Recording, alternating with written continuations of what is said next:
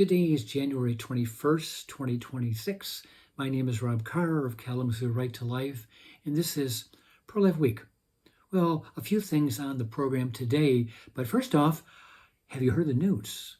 It came in from Washington, D.C. this morning. J.D. Vance and his wife Usha announced that they are going to have a baby, and that's exciting news. This will be their fourth child. I think the due date is in July, I believe. But I heard on the news as well that this is the first time in American history that a sitting vice president's wife will be giving birth. All the other vice presidents, they were either older, their wives were either older or had already had their families and didn't have any more children. So this is exciting news for the Vance family. So congratulations to them for this wonderful, wonderful news. Another pro-life victory, another celebration for the pro-life cause. On the other side, yesterday, Abigail Spanberger, the new governor of Virginia, has been working now with a Democratic state house and state senate, and they are moving quickly. And one of the five things they passed, apparently today, maybe yesterday or today, has to do with abortion. And they passed some proposal or some provision that will send to the voters a referendum, a ballot proposal that would enshrine abortion rights, codify Roe v. Wade in the state constitution. And so it's not a law, but apparently to get this kind of a referendum pushed through, you need the state legislature to approve it, and they did that today. So this coming November, the voters will be deciding on the whole issue of enshrining abortion rights in the state constitution. And I know they talk about, it's going to be the first and second trimester, but then for rare exceptions in the third trimester, which opens the door for late-term abortions for practically any reason at all. So it's a developing story, but it's not necessarily very encouraging because of late, Virginia has become a blue state, or at least a purple state. They're more recently they've been voting Democratic, primarily because of the northern Virginia counties that border Washington, D.C. A lot of federal employees, primarily liberals, pro-abortion, and they're voting that way.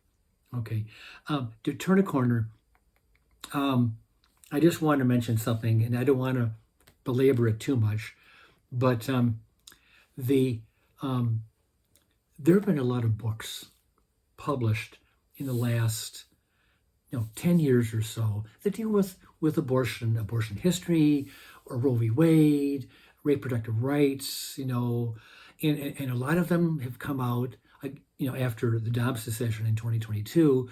And 4 or 5 of these books have been written by the same woman, Mary Ziegler, law professor now out in California. And she has been remarkably fair, I would say, to the pro-life movement, considering the fact that she is a die-hard pro-abortion zealot. I mean, she is just very, very pro-abortion, but she at least gives us a little respect. But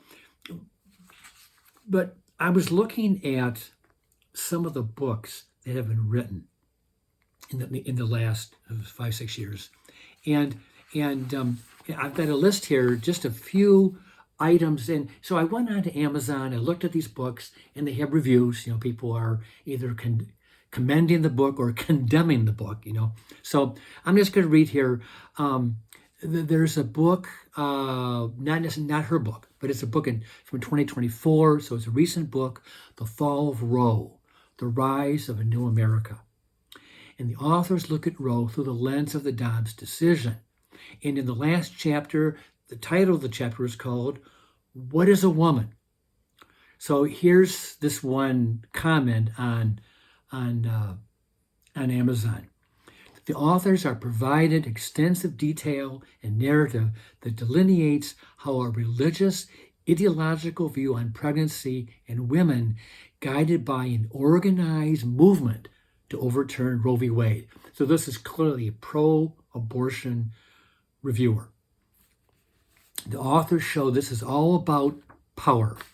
Power to change the law, power to manipulate a political party, that's the Republicans, power to strong-arm legislatures at the local, state, and federal level, and power to manipulate who gets selected to the Supreme Court. This is done to control women.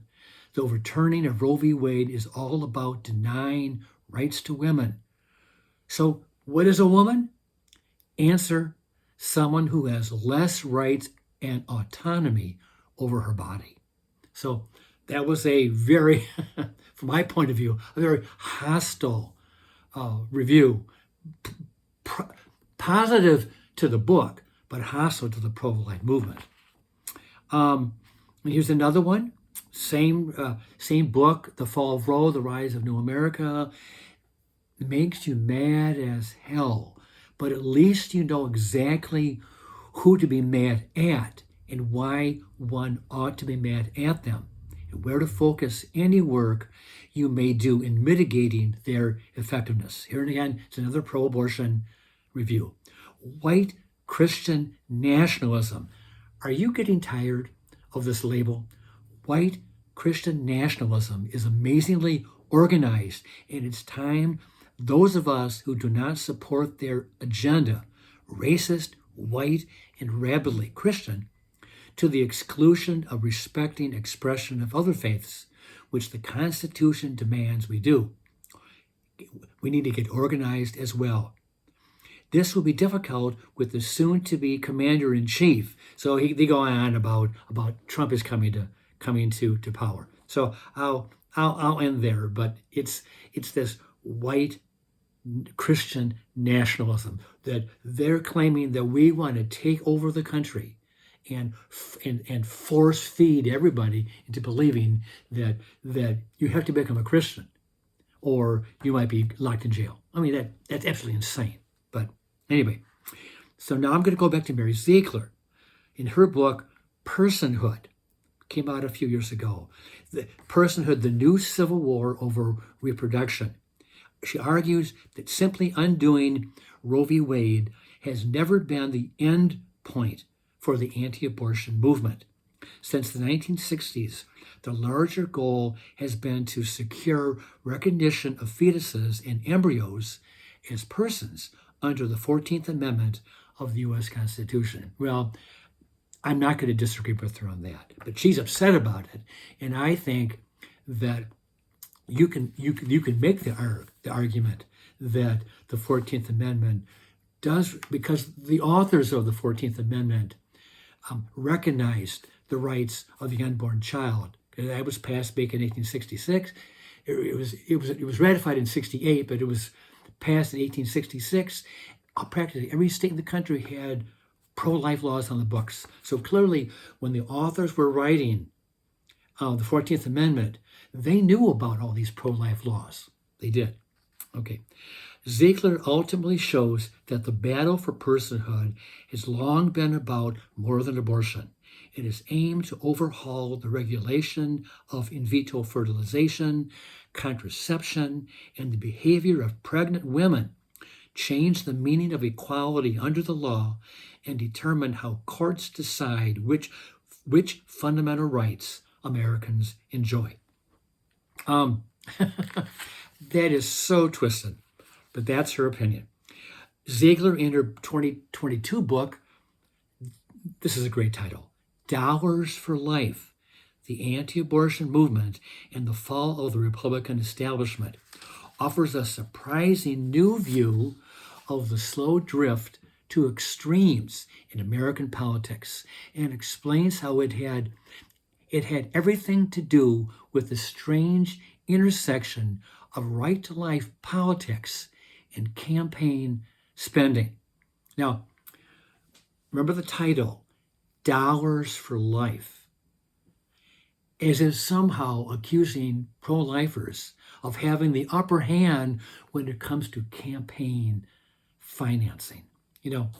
And I look back because I knew I wrote an article in Campus Right to Life newsletter, but just less than a year ago, and I have a chart that shows how much money pro-lifers spent on some of these abortion referendums, that would have enshrined abortion rights, and how much money the pro-abortion groups spent. Now, remember, Proposal 3 in Michigan, we raised about $25 million, the most ever for Right to Life in Michigan. The other side, they raised $50 million, and they won twice as much money. So in Arizona, the pro-abortion group raised $35 million. The pro-lifers raised $1.4 million. Colorado, the pro-abortion people raised $8.7 million. The pro-lifers, $518,000. Now get this, Florida, pro-abortion people raised $119 million. Pro-lifers, $12 million. 119 to 12. Now, thankfully, the law required that they needed 60% support for it to take effect, and they only got 57%. So it didn't pass, but look how much money they raised, 119 compared to 12 million. Maryland, the pro-abortion people raised 752,000, pro-lifers 159,000. Missouri, 30.7 million. The pro-lifers raised 2 million. And Missouri is a pro-life state, but they were overwhelmed with negative advertising, and we lost. Montana, 18 million. Pro-lifers raised 211,000. Nebraska, that was the rare exception. The pro-abortion people raised 5.7 million. Pro-lifers, 12 million. New York, 11.3 million by pro-abortion, 548,000 for pro-lifers. So she's talking about dollars for life. The title should really be Dollars for Death, because they're the groups that are outspending us 5, 10, 20 to 1. So I bring up this whole issue of books because I have just self-published a book of my own called The Flowering of the Rose, a history of the pro-life movement, 1966 to 2024. And it was self-published, but it's available on Amazon and through Barnes & Noble and some other sites.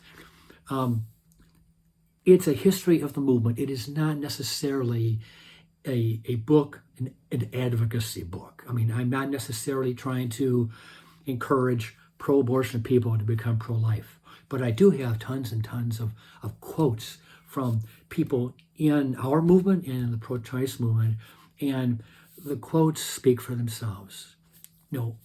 Declaring the sanctity of human life, the value of life from conception on, and I'm asking you just to consider checking the book out, and maybe if you want to order it through Amazon, that's great. We'll probably be selling it at the Right to Life dinner in May, so that's a possibility too. I can get it at a discounted rate, so it's available for through me for a cheaper price. But consider it. It's the first book I've written, and I am kind of proud of it. I hate to say that, but the pro-life movement is underfunded. To say that we are raking in millions and millions of dollars is absolutely untrue. And I'm going to finish here. Congratulations again to the Vance family. Great news, great news. Another pro-life baby is being born in the USA. With that, I'll let you go, and I'll see you next time.